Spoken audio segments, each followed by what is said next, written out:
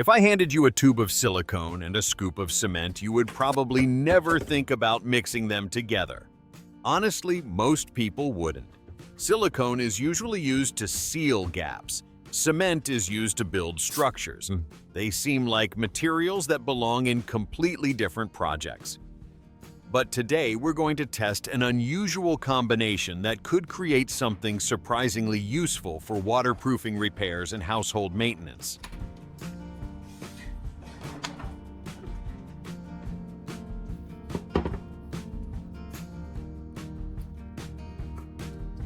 And before we get there, we need a simple tool. A tool made from nothing more than a plastic Coca-Cola bottle. Before mixing anything, I need a small amount of gasoline as the thinning agent. Instead of spilling fuel or removing the tank, I'm going to make a small transfer tool from this plastic bottle. This 300 milliliter bottle will become a small transfer pump. First, a hole is drilled through the center of the bottle cap. Then another hole is drilled near the bottom of the bottle. These two openings will hold motorcycle tire valves. The valve installed in the cap becomes one connection point.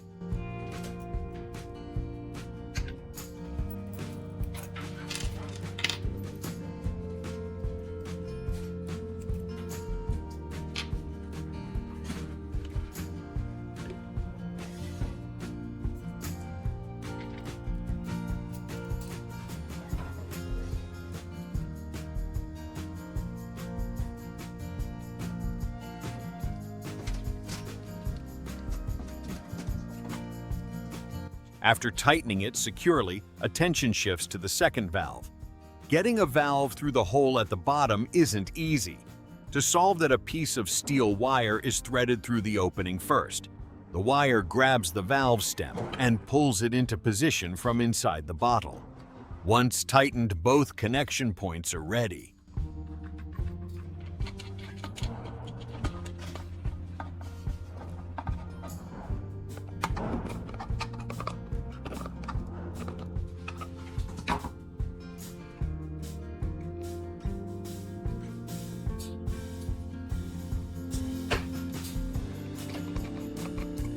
Now a length of clear, flexible PVC tubing is attached.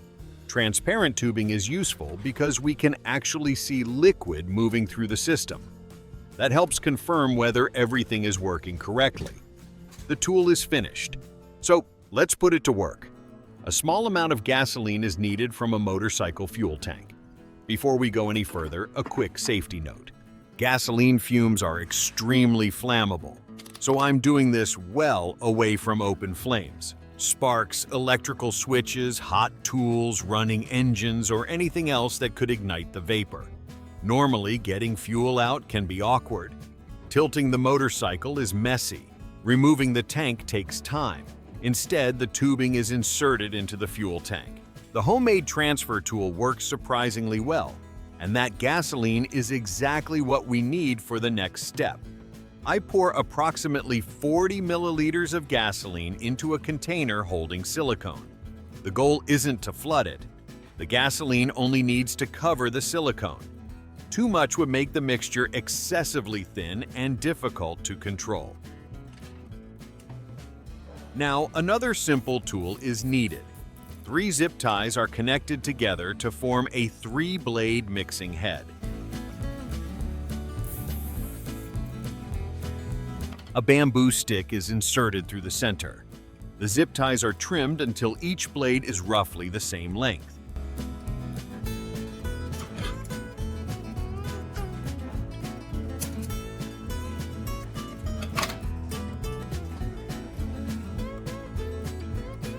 Then the assembly is mounted into a cordless drill.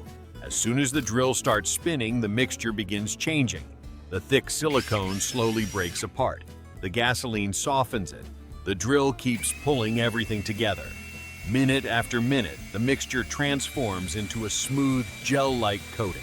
This happens because gasoline temporarily softens the silicone structure and makes it easier to spread across surfaces. Now it's time to see what it can actually do. The first test material is cardboard. Cardboard is weak and absorbs water fast, so if the coating works here, we should see the difference right away. A line is drawn down the middle to create a treated side and an untreated side. The mixture is brushed onto one half. A thin, even layer is enough.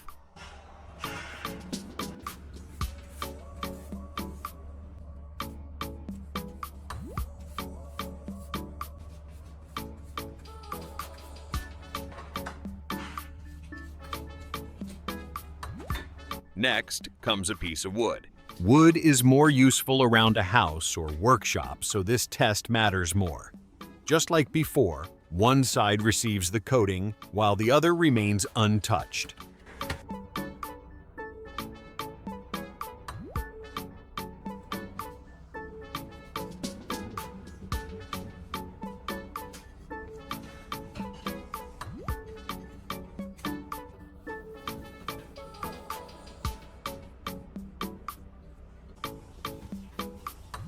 Finally, a piece of fiber cement roofing sheet joins the test. This material is commonly used in sheds, workshops, and outdoor structures.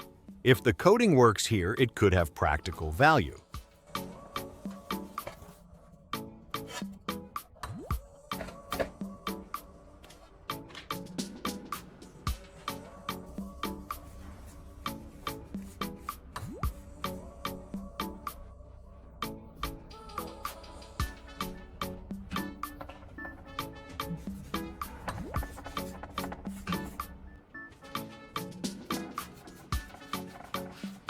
Now we wait for everything to dry. While those samples cure, let's push the experiment further.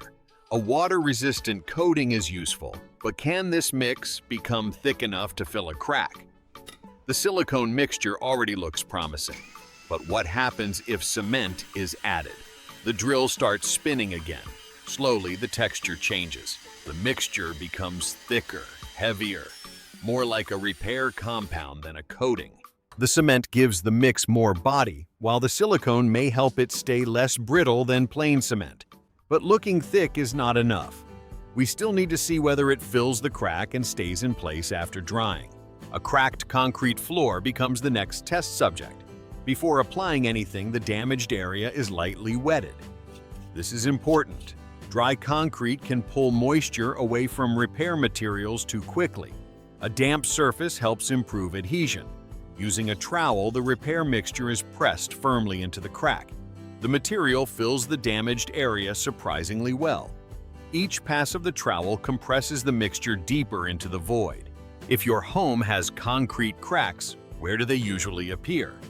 Garage floors, driveways, patios, or maybe the basement? Let me know in the comments. I'm always interested in learning which repair problems people face most often.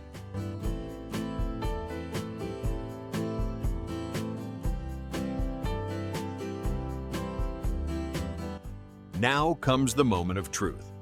The cardboard sample is tested first. Water is poured directly across both sides. The untreated cardboard immediately absorbs moisture. The surface darkens. Water begins soaking in. The coated side behaves completely differently. The water beads up and slides away. Very little moisture remains on the surface. Next comes the wood sample.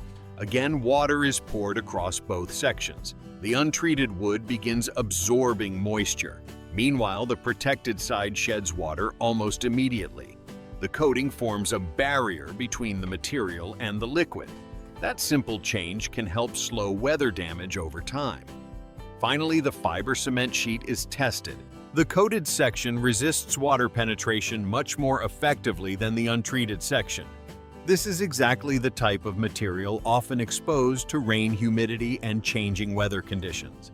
Gasoline transformed silicone into a spreadable coating, and cement upgraded that coating into a repair compound. Projects like this are a reminder that useful solutions don't always come from expensive products. Sometimes they come from understanding how ordinary materials behave when combined in unexpected ways. If you enjoyed this experiment, don't forget to like the video and subscribe to the channel. Thanks for watching, and I'll see you in the next project.